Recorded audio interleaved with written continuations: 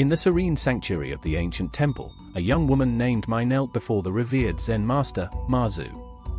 The weight of her past had etched lines of sorrow upon her brow, and the fire of anger still smoldered in her heart. With a voice tinged with desperation, Mai posed her question to the wise master: how do I let go of my anger towards my ex-spouse? The pain of betrayal and the bitter sting of resentment had become a constant companion, a heavy burden that threatened to consume her every waking moment. Mai had tried to push the feelings away, to bury them beneath layers of forced indifference, but they always resurfaced, like a persistent weed that refused to be uprooted. She had come to Mazu, a beacon of wisdom in a world that often seemed shrouded in darkness, seeking solace and guidance in her quest for inner peace. Mazu, a man whose very presence radiated a sense of calm and serenity, met Mai's anguished gaze with eyes that seemed to see into the depths of her soul. In a voice that was soft yet firm, he replied, "Who is holding on to it?" The words hung in the air, like a pebble dropped into a still pond, sending ripples of contemplation through Mai's mind. At first, the response seemed almost too simple, a mere echo of her own question. But as Mai replayed the words in her mind, she began to sense the layers of meaning hidden beneath the surface.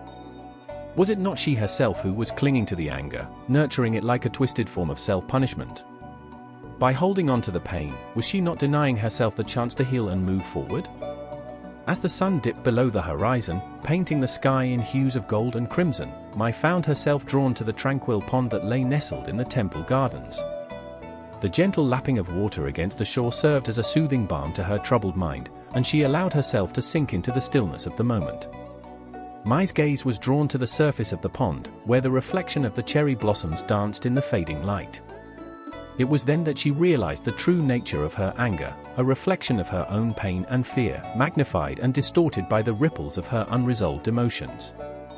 Just as the image in the pond was a mere reflection of the real thing, so too was her anger a reflection of the deeper wounds that lay within. In the days that followed, Mai immersed herself in the teachings of Mazu, seeking to unravel the tangled web of emotions that had ensnared her heart.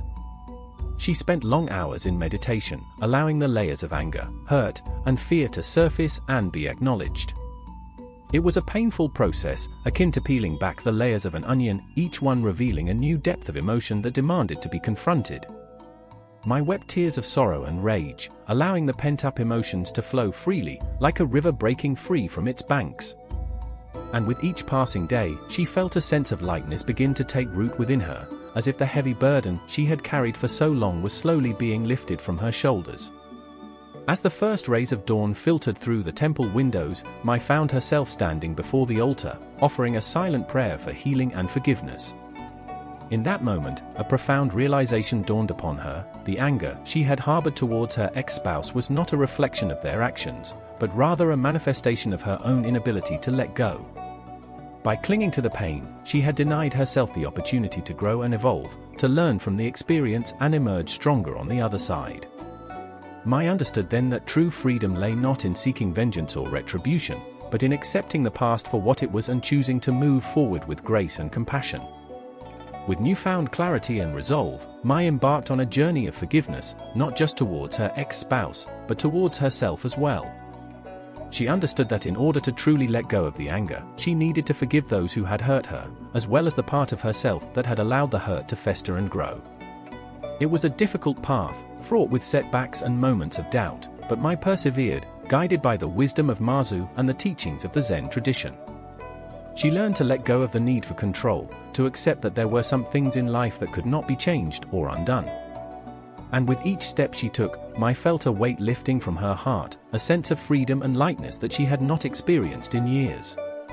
As Mai delved deeper into the practice of Zen, she began to understand the true nature of anger and its relationship to the ego. She realized that by clinging to the past and the pain it had inflicted, she was denying herself the opportunity to fully embrace the present moment. Anger, like all emotions, was fleeting and impermanent, and by holding on to it, Mai was only prolonging her own suffering. With the guidance of Mazu, she learned to let go of the need to control her emotions, to simply observe them as they arose and passed away, like clouds drifting across the sky. And in doing so, Mai discovered a newfound sense of peace and contentment, a deep well of inner strength that she could draw upon in times of difficulty. As Mai stood beneath the blossoming cherry trees, the soft petals drifting down around her like a gentle snowfall, she felt a profound sense of gratitude and acceptance wash over her. The anger that had once consumed her had been transformed into a deep well of compassion and understanding, not just for her ex-spouse, but for all those who had suffered the pain of betrayal and heartbreak. Mai knew that the journey of letting go was not an easy one, and that there would be times when the anger would resurface, like a stubborn weed that refused to be uprooted. But she also knew that she had the strength and resilience to face those challenges head-on, guided by the wisdom of Mazu and the teachings of the Zen tradition. And as she looked out over the serene landscape of the temple gardens, Mai felt a sense of excitement and anticipation for the future, for the new beginnings that lay ahead. She knew that the path of forgiveness and acceptance was not an easy one, but it was a path that led to a deeper, more fulfilling life, one filled with love, compassion, and the freedom to embrace each moment as it came.